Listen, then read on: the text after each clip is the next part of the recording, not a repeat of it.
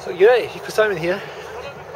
I usually don't get involved in drama or anything like that, but I don't like to see sort of people misunderstanding one another, and also I've been asked to actually make some comment or to do a video on this. There was a recent video by Bobby Judo, which Bobby Judo, as you may or may not know, he's a guy in Saga. And it's kind of interesting. I sympathize with his position. When I first came to Japan more than 20 years ago now, or exactly 20 years, it was in 1990, I was first in Fukuoka. And back then, Fukuoka was probably, from the point of view of being a gaijin, it's probably a lot like what Saga's like now. Fukuoka's definitely got more gaijins in it now than back in 1990. But it was kind of weird. I remember when I first came to Fukuoka, just being a 15-year-old, tall, at the time I had hair, which was blonde. Speaking of foreigner, people like ask you for your autographs just walking around, you know, people falling over themselves to be nice to you and talk to you and help you out. It was great. But there was very much this kind of panda celebrity kind of thing about being a gaijin. So hearing that Bobby Judo's, probably could very well be the only gaijin in this town, and this whole thing about how people always kind of the first thing they pick up is, oh, a foreigner. He asked the logical questions, which I think I asked myself, and what I was most concerned about before I came to Japan, even for I think a few years when I first arrived in Japan, was the question about, can you ever be accepted the same as a Japanese, living here? Can you do everything right, and can you ever become Japanese?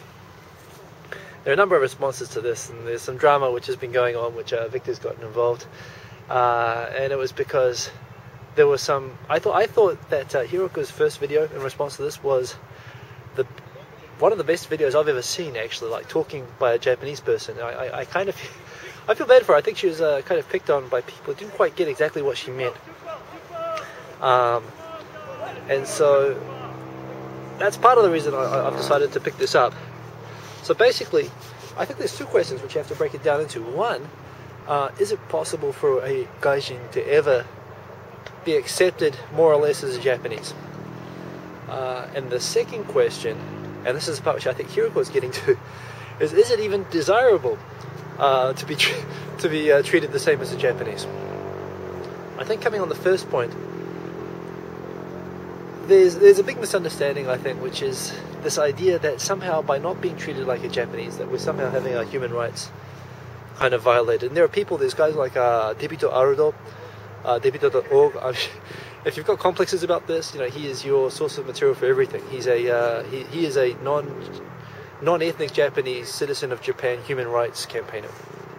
To my mind, yeah, he seems to be the type of guy who just looks for things to argue about everywhere. Although I must admit, you look at the stuff on his site, it does get you angry and frustrated at times. But yeah, there is that whole there's this idea, which I think is generally a misconception, that somehow by not being Japanese, that you're not equal. I think this is the first fundamental thing you have to understand about Japanese society and Japanese culture. I come from a almost pathologically egalitarian culture. New Zealand and Australia, if you ever try to give away that you think that you're better than someone else, or people are above or below each other, you will have a world of crap come crashing down upon you. Japan is a hierarchical culture.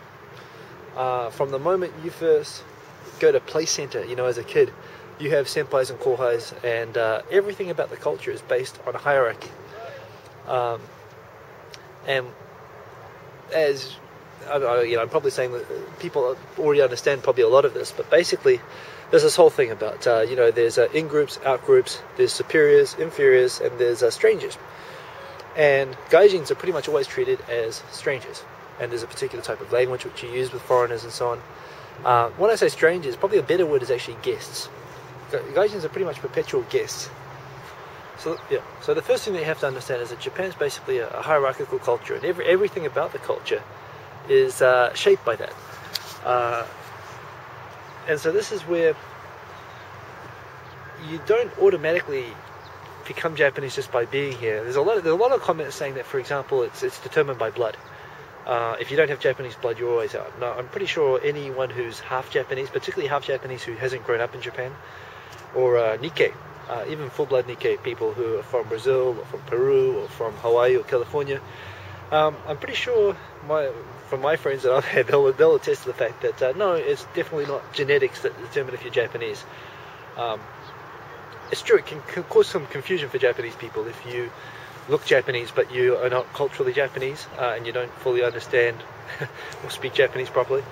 And I'd say it's generally half Japanese and Nikkei people I think of the biggest issues with kind of acceptance and integration, actually, because they somehow often they expect to fit in because of their genes and they don't. And this is the first thing to understand, is that yes, while appearance and race is definitely a factor in whether people treat you as Japanese or not, for me, even more than blood and even more than appearance, Japan's a culture. And as a culture, it's probably easier to compare, I think, to a religion, like being a really strict Catholic or being a really Orthodox Jew or something like that, where there are just certain unwritten and unspoken understandings about how things are done, and on a level that goes way beyond what most, I think, European cultures have in terms of codes of behavior, unwritten rules, and not only that, but it also permutates everything. It permutates the hierarchical structure that you have of how you talk to your senpai, how you talk to your kohai, how you talk with guests, how you talk with your friends and your family. They use almost completely different languages for talking in these situations, and it adjusts fluidly based on the people around you. So it's a very focused on other people. It's a very non-self-centric sort of way of looking at the world, and everything about the culture is shaped around that. And the moment that you either don't use the right language for a particular situation, like even if you're using the right words, you could be speaking in the wrong level of code, or the moment that you sort of show that you don't quite understand what the expected conventions are in a certain situation, you're kind of out of the club. And this is why it's not just gaijins. I think if you're for a lot of the gaijins who go hanging out a lot of the time in places like Shibuya and Roppongi, a lot of the Japanese who hang out in places like that are almost like gaijins quite often within their own culture. A lot of Japanese who hang out in places like that, and Japanese who like to hang out with gaijins, or Japanese who like to travel overseas, are often people who culturally they don't quite fit into the culture the same way. In the same way that gaijins do.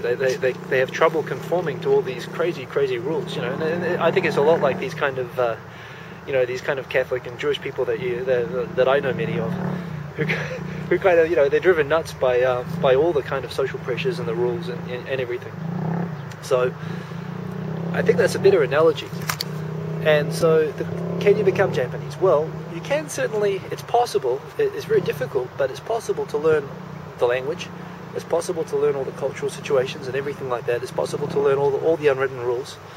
I personally, I frankly, when I came to Japan, my goal was to become Japanese, and I was very much of this view that somehow becoming Japanese would be equivalent to being treated like a human. I was very much the same perception that I think Tokyo Zeppelin expressed. I very much had that same view when I first came to Japan. And I think I was almost as successful as you could really be as a foreigner in Japan. I encountered one big hurdle, which was that, when I came to Japan, I understood and I could use Keigo better than my Japanese co-workers, because I studied at a university, whereas most Japanese people don't learn how to use Keigo. They don't learn how to use honorific language until after university, because they don't really have a place to use it before then. It's a business type of language. So I was pretty much, in terms of I could read situations, I pathologically followed body language and unwritten rules. I did whatever was expected of me. But it was always, I think the one thing where I really hit a hurdle working in Japanese companies, I worked in Japanese companies for a total of 11 years. 4 years in New Zealand, 7 years in Japan. I worked for and with Japanese people. And in the end of the day, the only area where I felt like I never was fully able to become Japanese, and it ended up being a kind of barrier to me working in Japanese companies, was that I couldn't. I'm fine with hierarchical culture in the sense that I'm fine with being polite to people and being honorific to people and speaking up to people and speaking at an equal level with my peers and family group, whatever, and families and loved ones and friends accept you as an equal level. But what I always had a problem with was I've always had a problem talking down to people, and this is partly because of my New Zealand / Australian dual cultural background. They're both different. I think New Zealand's a lot more like Japan actually than Australia. But in New Zealand in particular, and it's maybe similar to Japan in a way, if there's a perception that you ever think that you're better than anyone else, you'll get chopped down in vicious ways. And it's why, you know, New Zealand has a higher youth suicide rate than Japan. And it's because we have this pressure on everyone constantly, again, being very aware of everyone around them and making sure that you're not making yourself look like you think you're better than anyone else. And it's a psychological block to me. I could never, whenever I had a kohai come in, like a guy joined the year after me, I would always speak to them politely. I wouldn't speak down to them like you would, like my bosses would talk down to me. And the result of that was that they never... It's cool at first, you're like the cool, you know, senpai that everyone likes. But after a while, when they start going up, they start talking to you, they start talking down to you after a while. And it was always kind of frustrating, you know, and it was just this thing, I could never bring myself to, you know, to talk like that to people. So I guess that was kind of that was the one real cultural issue I had. But I mean, apart from that, I was able to operate, and I was evaluated as and treated pretty much as a full-on Japanese in every other aspect of my work and so on. So in terms of the life I lead and led back then, you know, I think, yes, I was treated the same as everyone else. And I was treated more or less as a Japanese. I was held to the same standards and expectations as a Japanese person. And it's possible to do. There are people who have been more successful at it than me who have really managed to go all the way and become like company managers, like going up inside Japanese companies. Extremely rare. Just because there's so much crap that you have to go through to get to it. That's what I'm going to talk about next. But it is possible to kind of to live and be accepted as a Japanese in Japan, even if you look like me. It's possible. But this is where my next point is, which I'm going to make in my next video, which is it even desirable? Is it a goal that you should even want? Okay, so part 2. And this, I think, is the most important question. And possibly one that I think this is the main point that Hiroko tried to make in her video, and I think she was spot on. And I also think it was a point which was misinterpreted, but it's the heart of the message I left in the comments to Bobby Judo, and that I want to tell him. It's funny, when I first came to Japan, my goal really was to learn Japanese and to get experience working in Japanese companies, to live among Japanese and not get a roppongi and not spend time with gaijins. My goal was to become as Japanese as I possibly could. I kind of thought, well, I come from a country of 3 million people and 55 million sheep. And, you know, I'm coming to the second biggest economy in the world on a country the same size as my own country. I figured I had a lot to learn from Japan. And I came here to learn. You know, I came here to go as hardcore as I could. Learn as much as I could. And I think when I met some people in my Japanese company. There were only about 3 or 4 gaijins out of 1,000. I met some of the old veterans, and they gave me some advice, which was, you know, don't try too hard to do what they want you to do, to act Japanese. Don't try too hard to please people, because you'll just end up suffering for it. And it's funny, I reacted very negatively to that. I was like, well, I don't care if you're soft, you're here, you know, you're, most of these guys were about to leave after 3 or 4 years at this company. And I said, you know, I was like, well, I wasn't interested in listening to that. I'm here to be, you know, the most hardcore gaijin ever. And I did that. I really was. I was the most hardcore gaijin ever. I mean, there are people like me. There are a lot of people who take my attitude. And quite frankly, I mean, I was in my early 20s. And I really thought, you know, when you're in your 20s, you've done with your education, you really think you pretty much know everything you need to know in life. And I was very much like that. I thought I had it all figured out. And I was here just, you know, to go as hard out as possible. And so what that involved is, and this is the point that Hiroko wanted to make, which is it desirable to become Japanese? Now for me, I thought, very much like Tokyo's airport thought, that somehow becoming Japanese was like entering this club, was like getting all the privileges. You know, was getting treated as an equal, a human amongst Japanese people. Somehow that I would gain in benefits. I'd have a better life here. I'd get more respect. I think that's why I tried to do it. And so I joined the Japanese company. And when I had to work till 1 a.m. every night, arriving 7 a.m. in the morning, sleeping 3 hours a night, working Saturdays, Sundays, doing crappy assignments, getting talked down to by my boss, going out drinking. There's one great myth, actually, for me, one of the most stressful things about working in a Japanese company. Well, the hardest thing is drinking.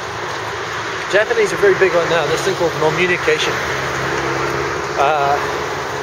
This communication through drinking, going out with your boss. And it's a funny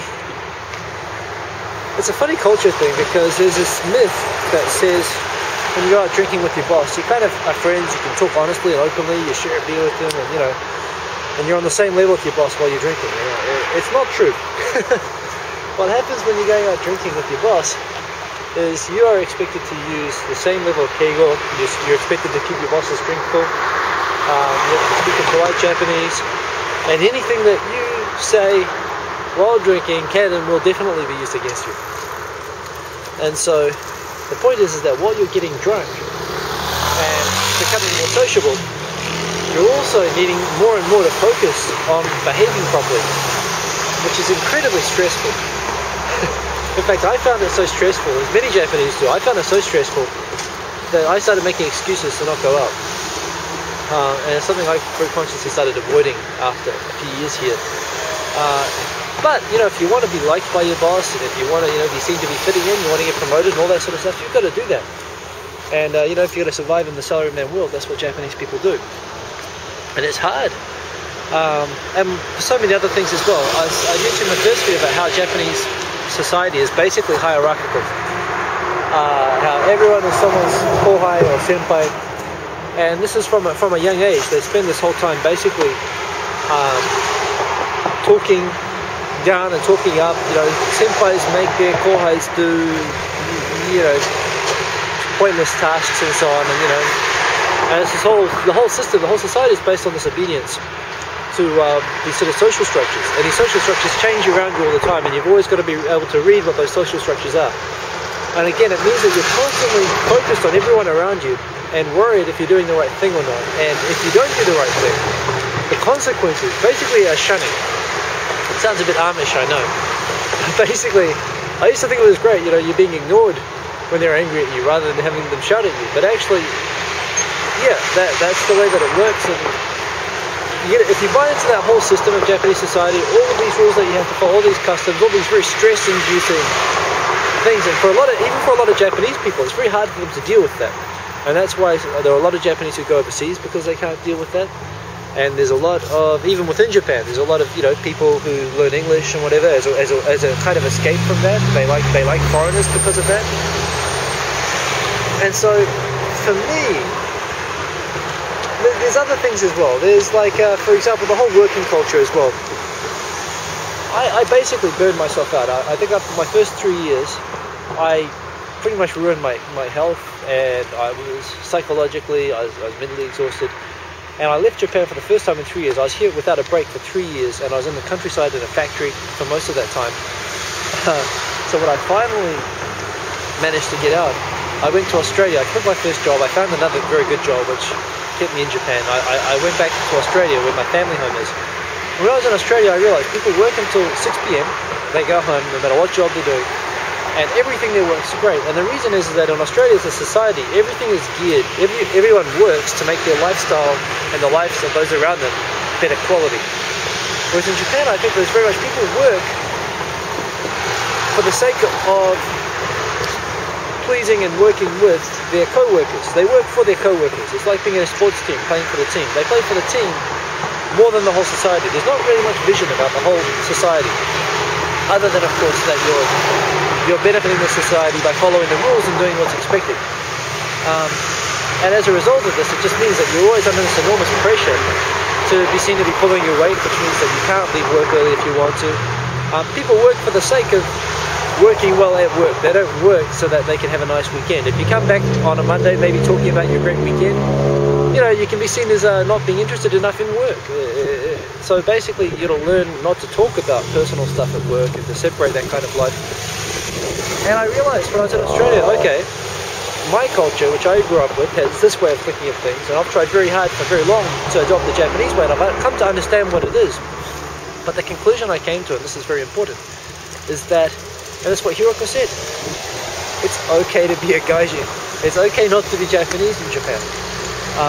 It's important, you should always try, I think, to understand the rules and to follow the rules and to do what's expected. And as I worked with Japanese people, I always understood exactly what I was supposed to do and how I was supposed to behave.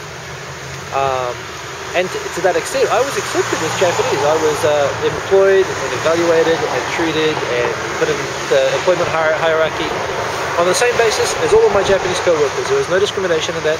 Of course, there's the issues that you get every day of going into a shop and people worried if they have to get a fork for you or something like that. But even that, I think when you speak Japanese well enough and when you show it in your body language and when you show that you really understand the culture, people will recognize that very quickly, even if they don't get it straight away, and they'll realize, okay, with this guy I can, especially in Tokyo. Maybe in Saga you'll never get that, and that's why I think you'll be very well prepared for living in Japan if you're in a place like Saga. But in Tokyo, I think you can pretty much be accepted pretty well straight away. And remember, in Tokyo, like 1 in 20 people are foreigners, so if you're on a crowded train carriage, there'll be 3 or 4 foreigners. You go to a convenience store, there'll always be a foreigner. You see foreigners everywhere, every day here. So it's possible to sort of be accepted as normal within the society, but I don't know that it's really desirable to go to the extent of having the stressful life that so many Japanese people try to escape. I mean, for some people that's a good thing. For me, what I've found is having that right balance where I'm as Japanese as I need to be, when I need to be, but at the same time I also remember the good things about my own culture that I grew up with, and I keep those. That doesn't mean saying that Japan's wrong. It's not saying that one's right and one's wrong. Under the right circumstances, you can be both. But I think that, remembering your gaijin-ness and embracing it, and in fact, it has benefits like that. I mean, it means that, for example, for the going home early thing, for not getting locked into going out drinking or whatever, and for working in your own certain way, and accepting some of the consequences of that. But in many ways, because you're out of all of these sort of this intense social pressure in Japan as a foreigner, and the ability to step in and out of that, you can be part of that when you want to be, and you can step out of it when you want to. And most Japanese can't step out of it without leaving the country, as many do. So this is the thing, it's a cultural thing, and what she's talking about, what Bobby Judo's talking about is, yes, you can become Japanese, but really, I don't think, for most people, I really don't think it's that desirable a thing. I mentioned before how Japan's hierarchical and how there are different statuses. There's guest, there's senior, junior, and there's family. You can be accepted as family even if you don't speak Japanese. The hardest is maybe getting into the hierarchical thing. But again, you have to decide, do you want to be someone's kohai? Do you want to be a Japanese person's kohai? A lot of gaijins do it. They'll go into these, Kyoto, they'll go and pick up these traditional Japanese crafts, and they'll become apprentices and so on. But that's a really, really hard life, and that's a huge commitment to doing that. And you don't earn the right to be treated like that if you're, if you're not choosing that kind of a life, that hard life, and it's a big choice to make. So what you are as a gaijin is you're a perpetual guest. And that's what it is, you're a guest. You're not an outsider, you're not an excluded person. I mean, some people might see it that way, but very, very few. In most situations, you're treated as a guest, and Japanese treat guests pretty well. Japanese will usually be able to go out of their way to accommodate you and be nice to you, give you opportunities. Like, for example, I'm a crappy DJ, I admit it, but I got lots of gigs in Japan because I'm a gaijin. Gigs I would never have gotten, in New Zealand. I mean, I got good gigs in New Zealand as well, but, it's funny, you have more luck, people are nice to you, people want to get to know you. It's like doors open, which don't open for normal Japanese people. Things open more easily. So yeah, my point is, I think this is the point that Hiroko is trying to make. She's not trying to say that you're a gaijin and you'll never be a Japanese. To some extent, of course, but I think the bigger and more important point that she was trying to make, and this is the point which it took me about 3 or 4 years to figure this out, the point is that you don't have to be Japanese, and it's not even a desirable thing, honestly, because it's not easy being Japanese. I have huge respect for the huge stress that Japanese sort of, go through and live in to be in this society. I mean, it's a tough society to be in. There's huge benefits to it. It's safe, people are nice, but, for everyone to be nice and for everything to work so well, it takes a lot of people, conforming to these very tough social rules. And if that's for you, you can do that. But ultimately, not being Japanese doesn't mean you're not seen as a human being. It doesn't mean that your rights are being violated per se. And I think making peace with how you're perceived and being able to adapt in the best way possible, that should be your goal. Your goal should be to be as Japanese as you're comfortable being. But don't forget to be gaijin. Don't forget that you've got your own values and your own culture. And take the best of what you have and mix it with the best of what Japan has. And Japan has plenty of good. And you'll go back and forth on that, trying to be Japanese and then remembering to be gaijin again. But yeah, you got to find your own balance. And that's what I really think everyone needs to do. They need to find the balance that works for them. And be comfortable with who you are. And don't be angry at other people for the way that they think. Focus on yourself and make peace and accept what you can't change. Which is hard to say to someone in their early 20s, because you really do want to change the world, but ultimately, if you want to be happy, that's how you do it. And I'm happy. I've got a good life here, and I've got good friends, good life. So yeah, peace.